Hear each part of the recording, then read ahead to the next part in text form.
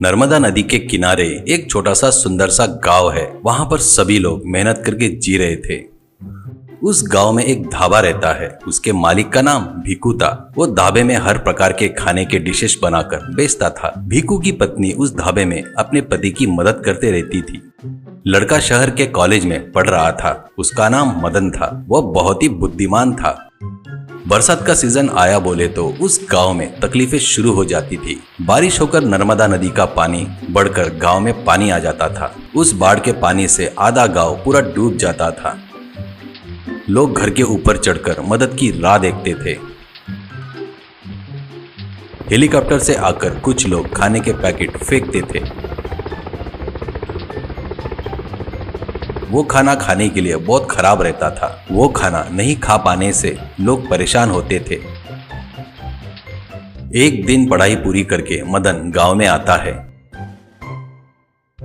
माँ बाप उसके हालचाल पूछने के बाद पिताजी, बेटा शहर में कुछ पढ़कर आए हो ना, उसकी वजह से तुम्हें अच्छी नौकरी मिलेगी क्या, ऐसे कहता है। तो मदन, पिताजी मैंने बीकॉम किया है, इससे कहीं भी नौकरी नहीं मिलेगी। मुझे इसके बाद एमबीए करना है। इसके लिए मुझे तुम्हारे पैसों की जरूरत नहीं। इसके लिए मैं बैंक से एजुकेशन लोन लूंगा, ऐसा कहता है। पिताजी, एमबीए क्या? एमबीए बोले तो क्या है बेटा, ऐसा कहता है। मदन, एमबीए बोले तो मास्टर ऑफ बिजनेस एडमिनिस्ट्रेशन यानी व्यापार कैसे करना है सिखाते हैं। इससे हम लोग अच्छी कंपनी में नौकरी हासिल कर सकते हैं, ऐसा कहता है। माँ, मेरा सोना बच्चा बहुत बुद्धिमान है। उसे बचपन से ही उसे व्यापार करना है करके बोलता था ना, ऐसा कहती है।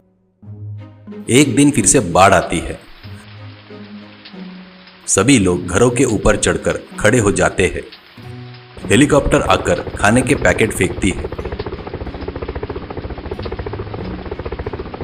मदन के घर के बाजू पर घर पर खड़ा व्यक्ति उस पैकेट की बात सुनकर, ए हेलीकॉप्टर वाले, इसमें से कितनी गंदी बात आ रही है पता है क्या? तू ये खाएगा क्या सच में, बता एक बार, कहता है। तो हेलीकॉप्टर वाला, वो दलित मैं क्यों खाऊंगा रे? मैं क्या तेरे जैसा पानी में फंसा हूँ क्या वो खाने के लिए? वैसे भी तुम्हारे लिए बहुत ज्यादा है। नहीं तो चिकन बिरयानी ला के खिलाते क्या? चुपचाप दिए से खाओ रे।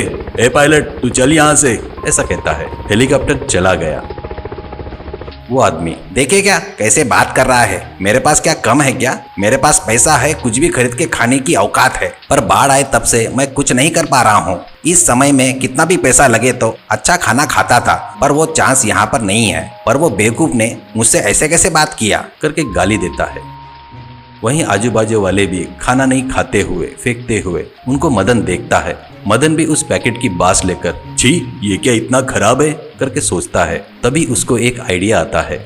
बाढ़ कम होने के बाद वो पिताजी से, पिताजी मुझे एक मस्त आइडिया आया है। अब जब भी बाढ़ आएगी तो तुम ढाबा बंद नहीं करना, हम लोग ढाबा खुला रखकर लोगों को खाना पहुंचाएंगे, ऐसा कहता है। पिताजी, बाढ़ आए तब ढाबा बंद किए बिना कैसे रहूंगा? नीचे पूरा पानी भर जाता है ना बेटा, ऐसा कहता है। मदन, हाँ पिताजी आ जाता है, पर अपन लोग ढाबा छत पर रखेंगे। उसको रूफटॉप ढाबा कहते हैं। बाढ़ आने से पहले ही अपन छत पर टेबल कुर्सियां पूरा सामान तैयार रखेंगे। बाढ़ आने के बाद हम लोग छत पर खाना बनाकर आने वाले को परोसेंगे। इससे तुम्हारी कमाई अच्छी होगी। लोग भी वो गवर्नमेंट वाले दिए सो खाने से बचेंगे। इस गांव में बहुत सारे पैसे वाले लोग हैं। वो लोग यहाँ पर आकर कितना भी पैसा देकर खाने को तैयार रहते हैं। वैसे ही जिनके पास पैसा नहीं रहेगा उनको फ्री में दिए तो अपने को पुण्य भी मिलेगा पिताजी, ऐसा कहता है। पिताजी, अरे वाह, कितना बढ़िया सोचा बेटा, वैसा ही करेंगे, ऐसा कहता है।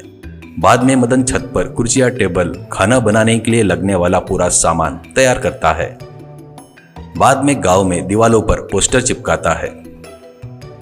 उस पर Bhiku rooftop dhaba in floods contact 9865412110 we have boat delivery also, ऐसा लिखा रहता है। वो देखकर गांव के लोगों को बहुत खुशी होती है।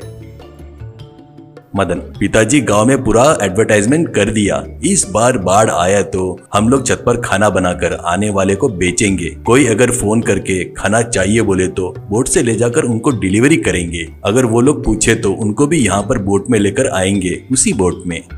सोचे वैसे ही फिर से बाढ़ आती है। लोग सभी घरों के ऊपर चढ़ते हैं।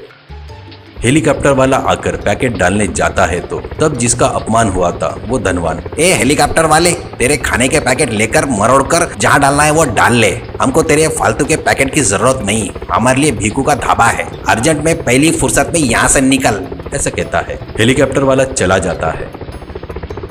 सभी लोग मदन ने दिए सो फोन नंबर पर फोन करके उनको क्या चाहिए बताने लगे। मदन वो सब पिताजी से बनवा कर नाव से जाकर उनको देकर आता है। वैसे ही ढाबे के नजदीक रहने वाले तैरते हुए आकर छत पर चढ़कर खाना खाकर फिर से तैरते हुए जाने लगे।